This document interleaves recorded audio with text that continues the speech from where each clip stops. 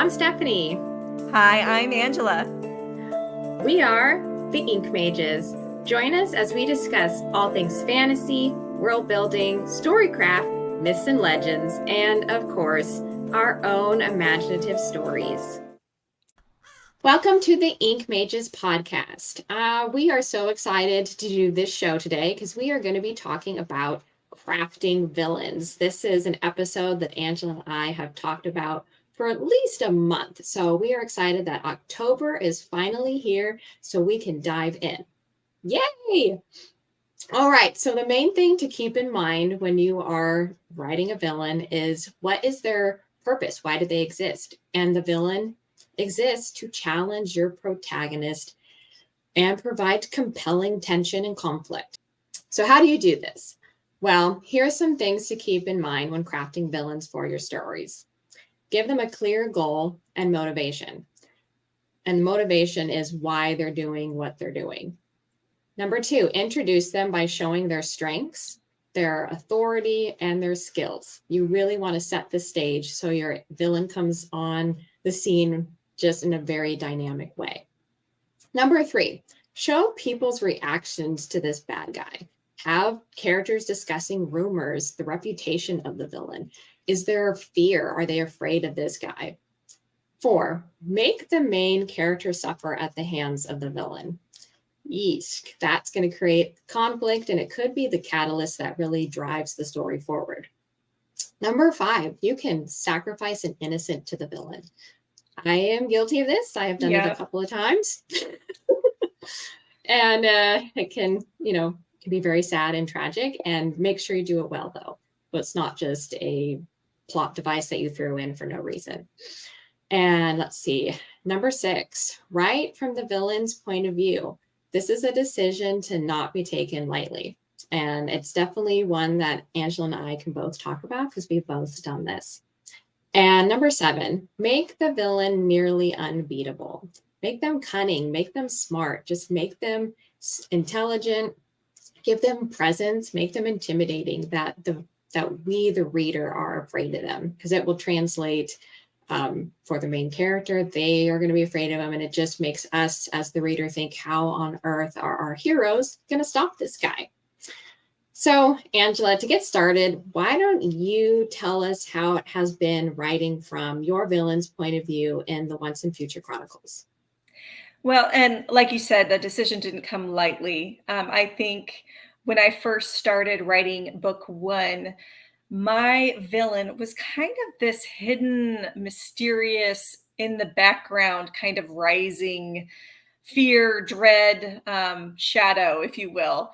And so there's kind of this building. The heroes in my story don't really know who or what is causing all of the evil and the darkness to be plaguing the land.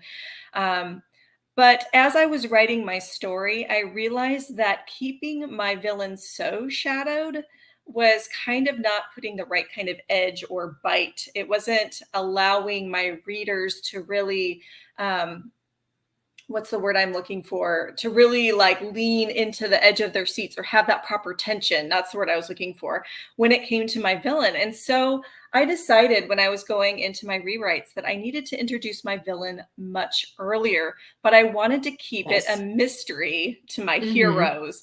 So in order to do that, I wrote from my villain's POV, and I started much earlier, just kind of putting in these little moments where there was a conversation between my villain and one of his cohorts or, henchmen. Yes. And it was a really good way to kind of bring in that darkness and introduce the relentlessness of my villain, kind of what he thought about the perspective and maybe why he was so hidden, and why that was a dynamic choice for him. So it kind of made him a clever villain, and not just someone who was hiding or keeping out of the view of the heroes, but actually who had a plan. And it made it really fun for me to write. I was actually surprised as I was writing him and his voice, how dark I went as a writer into his mind and what I wanted him to be like. And I know I really wanted him to be someone scary. I didn't want him to seem weak or someone who wouldn't do whatever it took to make sure or ensure that what he was planning was going to come to pass. And so it was very fun for me, especially the first scene that opens up introducing my villain's voice. And it was interesting, just even as I was writing it, how there was this hissing and kind of this dark, brooding feeling to the dialogue that was really fun for me to write. And I know that you've also kind of done that with your villain. Why don't you tell us a little bit about yours? Okay, so which one are we talking about? Are we talking Oh, about right. like my enforcer from the race of origin? Or, I mean, I even consider Akron a villain in The Conjurer's Curse when I start writing, when I start writing from his point of view. So I guess I could tackle both. Yes, I definitely, well, my interest is piqued. Okay, so we'll see. Quick with Akron, like what you said at the beginning, where you didn't feel like you had that tension because we didn't know who the villain was. Once we kind of know who the antagonist is at a point in The Conjurer's Curse, when Rowan finds out the scandalous nature and origin of his curse, I kind of realized that we're going to need to know what the enemy is doing, like his enemy. And so that meant I had to write from a new point of view, which I hadn't thought I was going to do. I thought it was all going to be from Rowan's point of view, but so entered Akron's point of view. And it was amazing how naturally it came. I didn't really know this guy per se. I just like, okay, he's got a lot of anger, he's got a lot of hatred. So let's just dive into that. And I just wrote him like brooding and angry and upset in this tavern, and he's talking to his informant, and he just wants information about how to just make his half brother's life miserable. So like that's his goal right there. We get a clear goal and motivation for why he wants to do that. He hates his brother. He hates the fact that his mother made a decision that like ruined his life and led to the death of his father. So sorry, spoiler stuff. But you know what? The book's been out for almost a year. You got to check it out. And gotta check it out. So very clearly, I defined his goal and his motivation right in the beginning. I also tried to give him, I gave him a backstory that's interesting, compelling.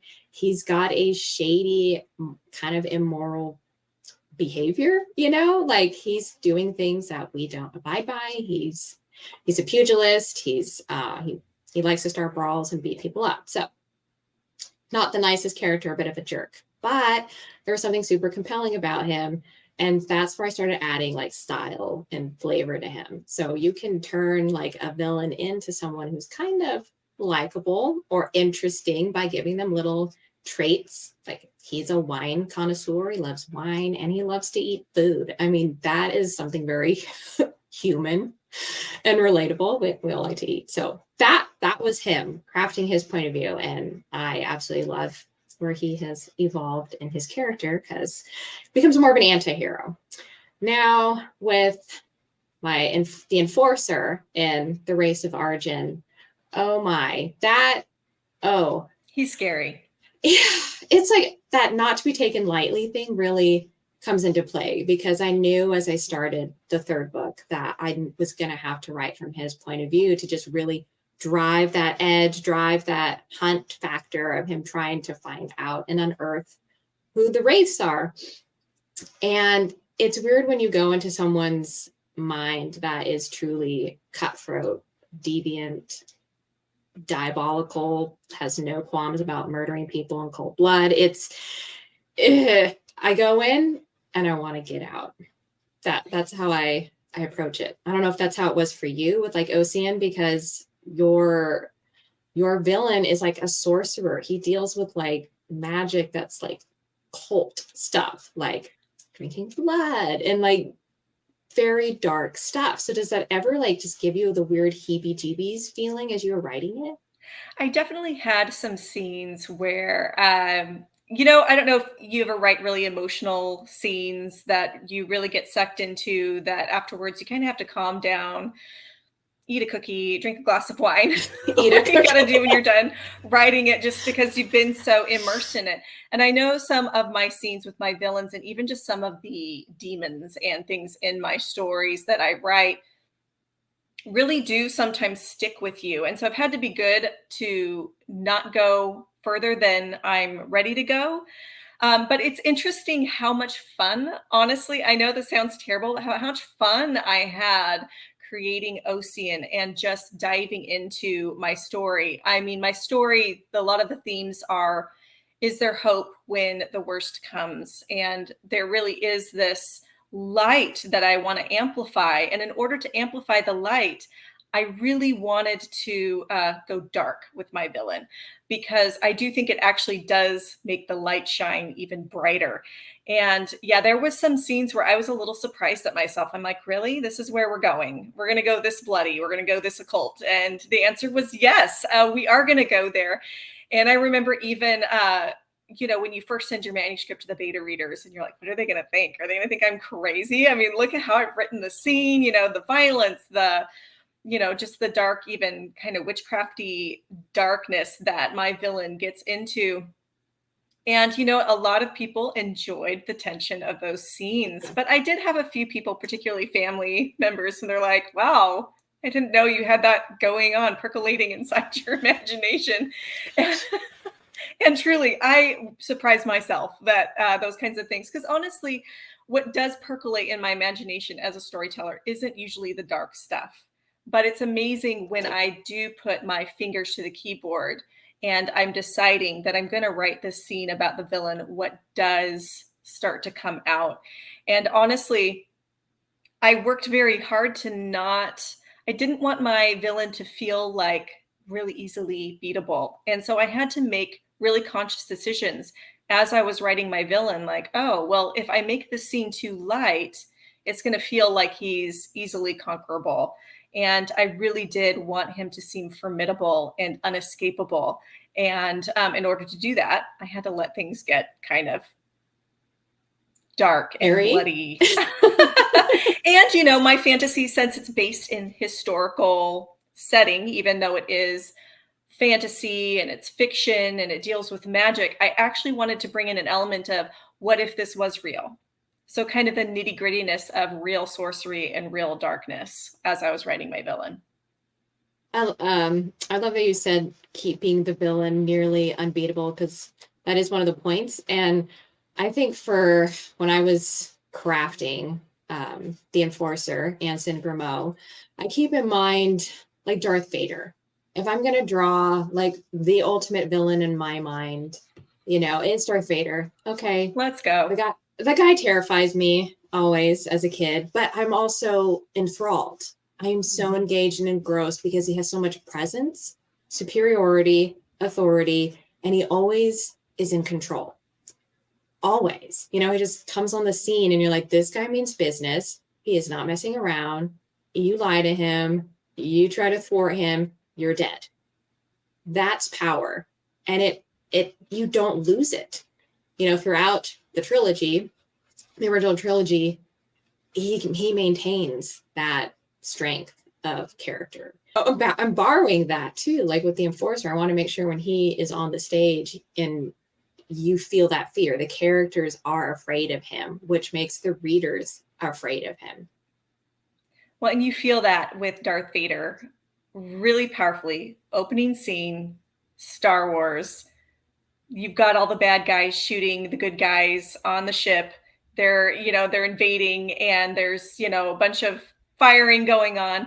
And here comes Darth Vader, enters into the scene, and the first thing he does is kill one of his own guys for failing. And I mean, that's a really good setup for an excellent villain. And one of my favorite things when it comes to Darth Vader is a memory I have, because I was a kid of the 80s and loved Star Wars from the get-go. And my mom had told me that we were going to the roller rink, because that's what you did in the 80s. You went roller skating, and we went to the roller rink. I did it in the 90s. Okay, so it lasted. In the 80s, it did last. Was really good. 90s, we'll go roller skating. And I keep hoping that's going to come back, because, those are good memories. I mean, come on. Limbo, Ghostbusters. Yes. But Darth Vader was coming to the roller rink to hand out candy to the kids. And my mom knew I would be so excited about that because Darth Vader was going to be there. But, of course, I'm like 6 or 7, and Darth Vader is the scariest villain to me at that time. Yeah. I mean, again, someone who's just willing to kill even his own men to just show how Force choke threatening them. he is. Yes. Yeah. And here Darth Vader shows up in roller skates on the roller skating floor.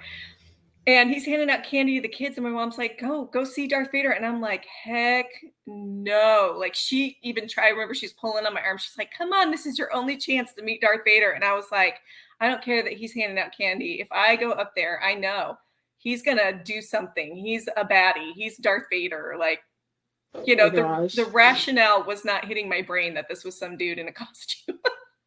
This was Darth Vader as far as I was concerned. And he was iconic enough to me that there was no way I was getting onto that skating floor. It's amazing how like it transcended reality. So like even in real life, someone dressed as Darth Vader just seemed formidable. And I have a funny story too with Darth Vader, but as an adult. So I don't know if you saw Rogue One in theaters, Oh, yes. but I did. And with my sister. And at the end, that final scene where he is just like lit up in darkness as he enters that rebel ship and the lightsaber, ignites and he just starts hacking these soldiers to death. And like they're screaming. Liz and I, we grabbed each other and we're screaming like, oh my God, he's terrifying. I have never been like more scared of a villain in my life. And I was probably 29. I'd Wow. seen Darth Vader for years, read so many of the Star Wars books, watched the movies a million times. But that moment, I was like, this is why he is the scariest villain on screen. There's something so masterful about just him. He's in black. You can't Yeah, see his face. it's true. Which The I think is mask. important to Darth Vader is that you Mm-hmm. don't see his face, that he's Yes. hidden and he's willing to do anything. And when I think of Star Wars theme music, I think of Darth Vader's before I think of Luke Skywalker's. You know what I mean? Just That's true. that The music Imperial that March. comes in when he enters the scene. I mean, it carries such a presence, and even just the sound of Darth Vader breathing before you even see him is terrifying, especially if you're a younger viewer watching Darth Vader for the first time.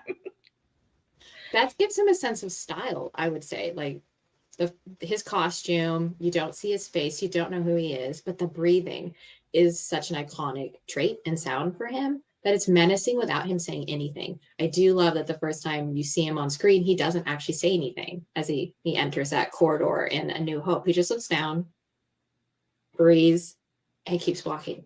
Again, sets the stage of maybe a guy a few words, but when he does speak, it's you're gonna listen and he's gonna get straight to the point.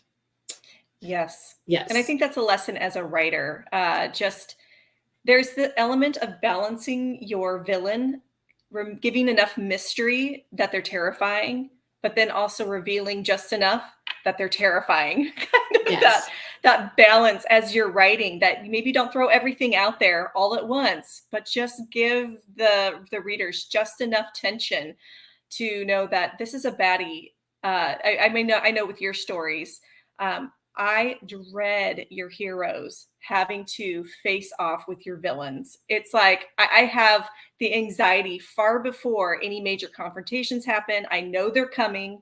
This is why there's heroes and villains. Eventually, they're going to face off, and I don't want it to come because you've made me afraid enough that maybe one of the heroes isn't going to make it out, and so it's a really good thing actually to do in a story because now you've got your readers leaning in because of the tension and also kind of nervously leaning in. Giving a false sense of victory when your hero is going up against the villain is a great way to like, oh, Yes. show how powerful the villain is because maybe they did a trick or they just outsmarted your hero. So now your hero is having to play defense. And Yes. I do that in The Conjurer's Curse. with Rowan when he has to confront the conjurer. He has gone the whole book. Here's the showdown. And he goes, he attacks, and then he thinks he's won, maybe. And then, magic, sorcery happens. And it's like, no, that was just the ploy. And now the real fight begins. But it's just a bunch of trickery, mastery. And my villain holds the cards. The conjurer, she's in control in that situation. And talk about crafting a female villain, because that was something I'd never done before. And I know you've done it, Angela. So we both have kind of magical villains that are female. So, and I think for mine, I loved not having the typical woman is scorned and bitter against some guy. We've seen that trope. Yes. So I did not want to take that approach. It's more of just like, this is someone who's lived a very long life. Has had an interesting, tragic past, and maybe she just became bitter over time because of the hardships that life has thrown at her, lost her sense of purpose, lost her place in society. Now her kind are hunted and, by the enemy. So she has to hide in the shadows, and she's just making a life of that. Yes. So, and I know and then your villain does the same thing too, kind of like in the shadows too. Yeah, there's the in the shadows, and like my villain's motivation is more about power. Mm-hmm. So you could have your villains who have a reason for their bitterness or why they've turned, and then there's those that are just like even Darth Vader. We see his arc where it was a lust for power. He wanted it faster, quicker, sooner, and it brought him into the darkness. And with my villains, the motivation is power, and also almost there's this old way versus new way. So there's this new way of living, a new way of believing that's kind of entering into the scene, and my villains are resisting that with everything within them. They want the darkness to remain. They can see that it's becoming weakened, and so they have a belief system, almost a religion, an old religion that they are standing upon that forces them into the decisions that they're making and the motivation for why it's okay for them to just rip the world apart. And I think one of my favorite dynamics, which was hard to write, was allowing my villains to succeed and my heroes to fail. Yes. Oh my gosh. Okay. Go into that a little bit more, if you can, without giving spoilers. Yes. Again, you want your villains to be formidable and you want tension. And I think a good hero should fail. It's so essential for a hero's growth for them to not always win. And sometimes that's actually what makes them stronger. And sometimes the darkness gets really, really bad and they get to do a lot of really bad things and the heroes can't stop them. But one of the reasons I think this is so powerful for a villain is it also becomes a powerful resolution for the story. For example, I am totally a Whovian. I watch Doctor Who. I love Doctor Who. Yes. I'm a nerd. I fly that flag very proudly. And you have the Daleks that are this formidable foe. They have destroyed Doctor Who's world. His planet has been destroyed by the Daleks, and he's watched them go in and destroy other planets and destroy people groups. And so through seasons of Doctor Who, you just see every time these Daleks, which are just these robotic, they kind of like are nothing. Again, like Darth Vader. Yeah. They're this robotic like shape with like this cannon that comes out of their face. And they say exterminate, exterminate. Yes. Exterminate. Yes, there's not a whole lot of dialogue with these villains, but you see them and immediately you're like, oh, not the Daleks again. Here Who are they going to kill? Who are they going to kill? They're not stoppable because they're these machines. You can't shoot them. You can't kill them. You can't do anything. And they just come in and exterminate. And so they become very formidable and they win and they conquered. And but throughout the series, by the skin of his teeth, Doctor Who manages to conquer these villains, but barely. And they have won so many times. But one of my favorite Doctor Who versions is the Matt Smith version of Doctor 11, Who. right? And Is it 11? Yeah. yes, I loved him. He was a really fun one for me. I liked him too. And I think it was his third season. He, and the Daleks have just become so formidable. But now he enters the scene. He's on a ship surrounded by Daleks. And he says, I can't even remember the exact line, but he just says, "The doctor's here." And he says it knowing now that he's got them. And the scene was so dynamic, and it made me want to stand up and cheer, because now I believe him. I believe him that this formidable, horrific, ugly Dalek is now going to be conquered by Doctor Who, because he's got them. He's gotten so much stronger over the seasons. He's conquered them, even through failure, even through them being able to rip apart good guys and do horrible things. Now Doctor Who's come to a place where when he says that, you're like, yes, he's gonna do it. He's gonna get them. They're no longer in control like they used to be, and they shake in their boots. And so I love creating that kind of triumph. Moment. And that triumph moment wouldn't exist if the Daleks had been easily defeatable in the previous seasons, previous episodes.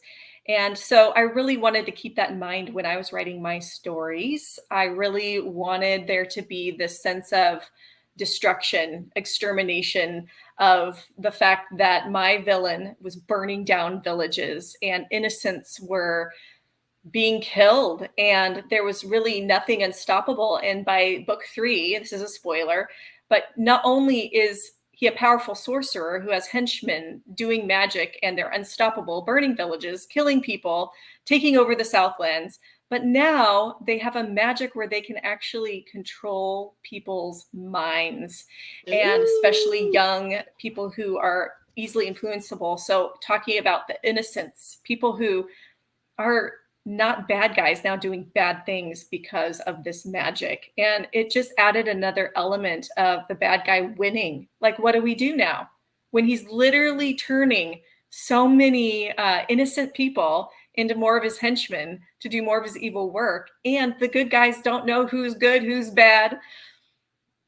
And then you have this unstoppable undead army that is being developed throughout my series. And so now you've got just an enemy that actually cannot be defeated without a miracle. And you've got these strong heroes that have no solutions. And it creates a very good dynamic for your villain, because now your audience doesn't know how. I mean, talk about nerddom, but Star Trek. I always loved how you'd watch an episode of Star Trek and you're always like, well, how are they going to get out of it this time? Right. And you couldn't find the solution. They were clever enough where you're like, I don't know what the solution is. I don't know how they're going to figure this out. It's like playing a game of chess. Like, who's going to have the upper hand? I'm not sure. And you want that in a good story where you're like, I don't know if my heroes can win. And if they can, I don't see the solution. It's not easy to discover. And that makes a reader lean in. It's fun trying to find that solution with your character, because I don't know, I know you plot things out, but I don't. And so when I get to those final showdowns, I don't know how it's going to go.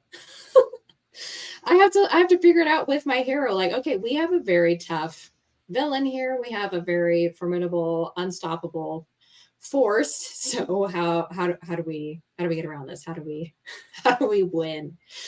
Oh gosh. So it feels like I'm in the fight with my hero. And yeah, I know in book 3, without giving spoilers, you have made some very heavy, high stakes, and the heroes are constantly like being undone and on the defense with the villains. So that is a good, compelling place to be. So makes me just want to devour the story. Well, and then you have those villains that are they're clever, they're smart, they're scary, you hate them. But then there's those heroes that we want to, or not heroes, excuse me, the villains that we kind of want to love. We don't want them to win, but we kind of don't hate them. And that's what I love about, kind of the anti-heroes of Akron. Hmm. And when you were first writing Akron, had you already decided that he was maybe going to have a redemptive arc, or was it like, nope, he's just going to be a villain baddie from the get-go? I'm not sure. It's funny when you're just pantsing through a story, but I wanted him to somehow have a come around. I just didn't know how it was going to happen. And adding a friend for him to banter with really helped start humanizing him even more, giving him more depth. But it was when he discovers something buried in a mine. And I had this moment like, oh my gosh, this is it. This is going to turn him around because I didn't expect this. And it's going to like blow a hole in his entire world. So that can happen. I think with a villain, it's like they could have been the hero had things gone differently in their life. And Good so point. that's the key with writing a villain too, is they see themselves as the hero of the story. And so Yes. they don't see themselves as villains. Like Akron doesn't see himself as a villain or an anti-hero. He's just motivated selfishly to want to take his anger out and his hatred out on somebody. So he's blame shifting. And it's like as soon as the truth is confronts him, it's like you can't avoid this anymore. Everything you thought was right or true about your life and your family, yeah, no, you're just a pawn. You're just being used. And it's like, okay, now I need to take that power back. And I'm going Yes. to, go on the charge. I'm going to make them suffer, whatever. He gets, he's on a vengeance arc. So that's a compelling thing too. I think we as readers love a likable villain or anti-hero because of a vengeance arc. Yes. When they're taking on legit baddies. I think of the Punisher. I can think of like sometimes Joker can be an Oh, interesting yes. character, but he's like, I'm an agent of chaos. So he takes on the mob. He'll go after actual other villains and like help Batman out in that sense because he's motivated for his own ends, but he may take out a bad guy just because it suits him. So it's funny when we can actually cheer for them in some Yeah. respects. We don't want them to win, but they're just too cool for us not to Yes. like them. I I can think even that's think of Darth exactly it with Maul. Joker. He's too cool. Yeah. So like Darth Maul, very stylish, like dude, man of few words. His whole look looks amazing. He uses a lightsaber staff. Like we want to know more about him. He just looked cool. So like there are villains that are like they're just too cool. I have to like them. Yeah. Well, and like with Joker, I mean, I would say I never was cheering for Joker, but there was something about him that was charismatic and magic when he was on the screen. He was a cool character. You didn't love his motivation, but somehow there was a level of humanity to him that made you understand his motivation. So you're like, Mm-hmm. yeah, you're totally crazy and horrifying, and I don't trust you, but I Right. kind of see where you're coming from a little bit. I think Joker almost has the win as far as likable. Darth Vader's like scary, and Joker's like unpredictable, kind of likable, kind of cool. You're not cheering up for him, but at the same time, you're not necessarily happy when he's duped. Yeah. You love to have him on the screen and see what he's capable of. And I mean, you saw him after I think it was Batman Returns. Well, no, not Batman Returns. The The, Dark the Knight. the I Dark mean Knight. that's There we go. my That's the one. that's like the iconic for me, my opinion, best screen performance. But I didn't Oh, see without a Joker doubt. by Joaquin Phoenix, so I've heard good things. But for me, the Dark Knight was the one that stood out for Yes, the Joker's performance, and he's without a doubt. constantly challenging the way the Batman does things. He makes him have to go outside of the norm because all of his methods, the Joker's trumping him. Yes. And it's funny how he told the story 3 different times for how he got his scars. So you're like, oh, I'm almost being sympathetic because it seems like you had a terrible childhood, but you've told the story 3 times. So now it's like, what is the truth? You know, Yes. which one is the true one, or do you just do it to do you just tell the story that'll fit the agenda that Yes. you're going for in that moment? Yes, it's funny.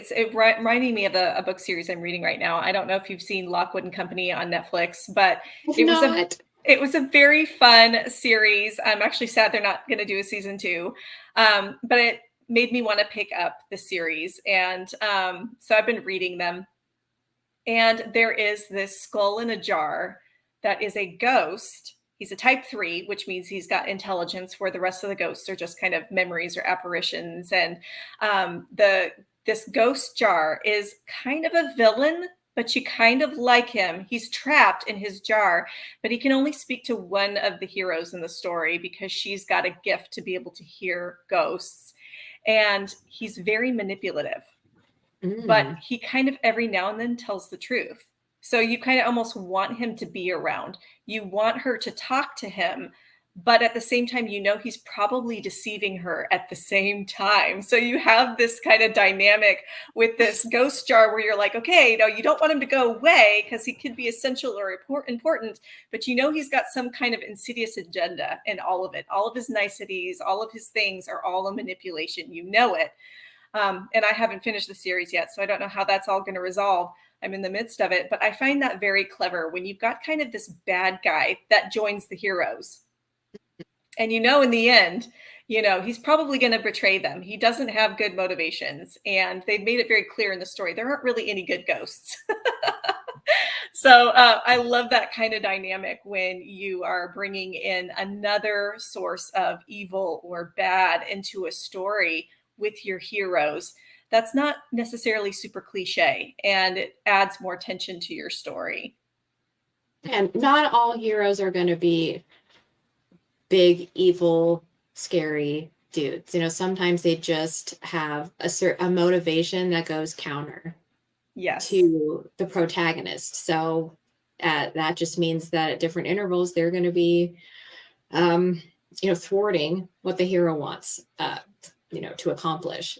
And those could be compelling stories too, where it's just, I think it can happen in like military movies where like the captain sees it this way, the XO sees it this way, and so they're butting heads. And we as the audience are like, I don't know who's right in this situation because they both have compelling goals or reasons why it makes sense. So that can be an interesting story when there isn't a clear defined villain. Yes. Um, I love those too, for different reasons, but you know, there's something electric when a movie or a show has a villain that just makes you either terrified or like they're so fun to watch. I know they're bad, but I'm just mesmerized when they're on the screen. Yes, I know of one villain that actually made me stop watching a series because they were Oh gosh. too scary for me. Granted, I am not someone who can watch anything super scary anyway. I can go suspenseful, I can go mild thriller, but I can't do scary. So I'm a little, you know, genteel when it comes to those kinds of things. But there was a series that came out in the early 2000s called Heroes, and Yes. that I was kind watched of, the whole thing. yes, it was such a fun series. It was sad it kind of ended too soon. Yeah. And there is a character called Siler that Oh, just gives me was chills. so scary to me. I would go to bed at night and have nightmares because he had this power. So you had all these characters kind of in real world scenario that were discovering they had superpowers. Yes. And there was one who is kind of rising up to become a villain, and his power was that if you were in the room with him, he would, you know, Stephanie had this conversation previous to this, but he would do this. You never really saw what he was doing, but he would No. leave the people he attacked with their skull kind of opened up, and he had stolen their powers. And Somehow. you're like, what did he do? Did he eat their brain? Eat their brain. Yeah, like what They did he don't do? Did he show like suck you. their powers out of their head? Like what did he do? But Oh, then he was formidable and unstoppable because he literally could have any power he wanted. he wanted. Yeah. And Oh my gosh. Yeah. ah, and Just it would so give me the willies. I couldn't handle it. He was very nightmarish to me, and just the actor that portrayed him did too good of a job for me. I couldn't watch that any further. yes. Well, to jump back to Star Trek, because when he's in playing Spock, I'm like, Yes. oh, you're Siler. You are Siler. You are that Yes. crazy psychopath that just went around murdering people, stealing their powers.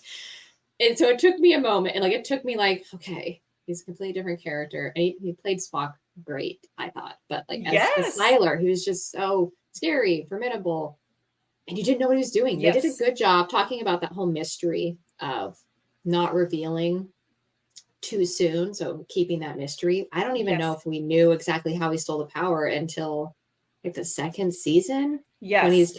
when he's stealing the healing ability from the cheerleader, and he doesn't kill her because she can just heal, but he's doing something with her brain. And so he says to her like, but did you think I ate your brain? Like, and he's horrified at the thought that she could think that. Like, you're a villain, you murder people, but like even you're grossed out by the fact that people thought maybe you ate their brains. So that shows a little bit of his character. Like, okay, there is a tiny bit of humor Humanity in there. and humanity in that guy. Yes. Oh man. Yeah, I could not. And it is funny because there are certain shows or movies where someone plays a villain so well, like the actor that played Siler, that it is hard to see them in other roles. You almost have to readjust your brain because they horrified you just enough. Yeah. You're like, now when I see your face, it's like Jack Nicholson, in The Shining. Like forever, whatever roles he plays, all I will see is, here's Johnny. Oh no. Jack Nicholson just gives me the creeps. And it's funny because I didn't even see the movie, right? I didn't even see The Shining. No, I didn't. But I mean, the I haven't scenes either, were iconic but enough that I'd seen his face doing that it was horrifying. It was iconic. And then, Jack Nicholson was forever etched on my brain as a bad guy. there are some actors who are like always typecast as the villains, and Yes. I can think of Mark Strong as one of those guys. He plays the villain in the Sherlock Holmes with Robert Downey Jr. He plays the Oh, yes, villain yes. in the remake of Robin Hood, like that had Russell Crowe.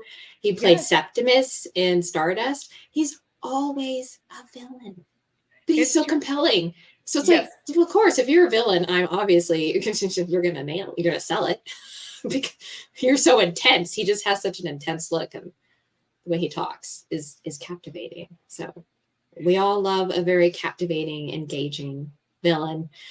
We don't want them to succeed, but we want them to make a very exciting obstacle and fight for our hero. So our hero has to triumph. So our hero has to be smarter, braver, and maybe outthink and outsmart this really cunning villain.